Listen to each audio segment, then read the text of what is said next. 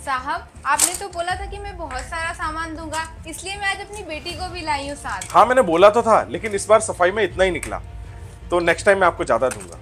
ठीक है साहब। हाँ, एक मिनट, ये बुक मुझे नहीं देना। अंकल रहने दीजिए ना, वैसे भी आपके एक बुक से क्या होगा। नहीं नहीं, ये बुक मुझे नहीं देना है, मुझे वापस करो। ये बुक मुझे चाहिए। मैंने बोला ना, ये मुझे वापस करो आप। अरे साहब दे दीजिए ना, 10-20 रुपए ज्यादा ले लीजिएगा। नहीं नहीं नहीं नहीं, मुझे वापस कर दो। बाकी के जितने भी पैसे हुए वो मुझे दे दो। ठीक है साहब, देती हूँ। साहब किताब दे दीजिए ना वो। नहीं, ये नहीं देना मुझे। चलो बेटा। Uncle can I please borrow that book please. अरे, आपकी बेटी इतना अच्छा इंग्लिश कैसे बोल लेती है? साहब एक बात बताऊं, मेरी बेटी इन सब से ही अंग्रेजी पढ़ना सीखी है। क्या? ये अटाले के सामान और रद्दी से इतनी अच्छी इंग्लिश बोलना सीख गई है? अंकल आपके लिए ये रद्दी होगी, but for me it's my education, it's my life। इतनी अच्छी इंग्लिश, वो भी वेस्ट पेपरों से। ये तो बहुत इंटरेस्टिंग स्टोरी लग रही है मुझे। आप लोग अंदर आएंगे? अरे अरे, आप नीचे मत बैठिए, ऊपर बैठिए। बेटा आप बैठो यहाँ पर। अच्छा, तो अब बताओ, आपकी बेटी इतनी अच्छी इंग्लिश कैसे बोलने लग गई? साहब इसके पापा के गुजर जाने के बाद हमारे पास पैसा नहीं था, इसलिए हमने ये रद्दी का काम चालू किया और उसके पापा चाहते थे कि ये बहुत आगे बढ़े। अच्छा फिर? और साहब हमारा रद्दी का काम धीरे धीरे बढ़ता गया, जिसमें हमें बहुत सारी किताबें मिलने लग गई और उन्हीं किताबों के रद्दियों से पढ़ पढ़ के मेरी बेटी अंग्रेजी बोलना सीख गई। और तो और साहब, आपको एक खुशखबरी की बात सुनाऊं, मेरी बेटी ने इन्हीं रद्दी किताबों से पढ़ पढ़ के 10वीं कक्षा पास कर ली। अरे वाह, ये तो बहुत बड़ी बात है।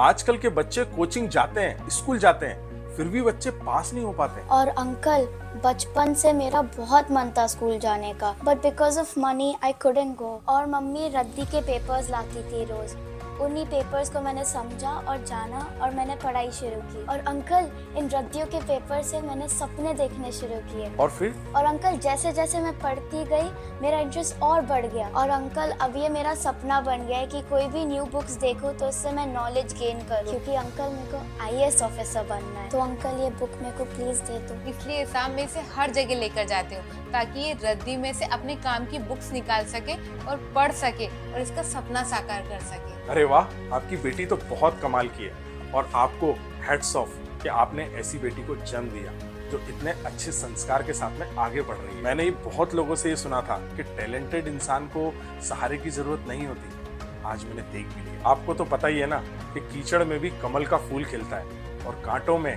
गुलाब का फूल खिल जाता है। उसी तरह आपकी बेटी ने भी बहुत अच्छा काम किया है। इतनी गरीबी में रहकर, इतनी परेशानियों में रहकर भी वो इतनी आगे बढ़ गई है। और बेटा, मैं आपके लिए यही दुआ करूंगा कि आप IAS ऑफिसर जरूर बनो, क्योंकि हमारे देश में आपके जैसे काबिल बच्चों की जरूरत है जो कि अपने माता पिता के साथ में हमारे देश का नाम भी रोशन करे। वैसे आपकी बेटी से पूरी दुनिया को एक बहुत बड़ी शिक्षा मिलेगी। जैसे चंद्रयान कोशिश करके आज चंद्रमा तक पहुंच गया, उसी तरह अगर कोई इंसान, अगर कोई बच्चे आगे बढ़ना चाहें, आगे पढ़ना चाहें और कोशिश करें तो उनको सक्सेस होने से कोई नहीं रोक सकता। Thank you so much uncle, you really grew my motivation. ये लो बेटा, आज से ये बुक आपकी हुई और ये पैसे भी। मुझे पता है कि इस पैसे से आपका कुछ नहीं हो पाएगा, लेकिन एक बात बोलूं, बूंद बूंद से ही घड़ा भरता है। Thank you so much uncle. ठीक है साहब, अब हम निकलते हैं।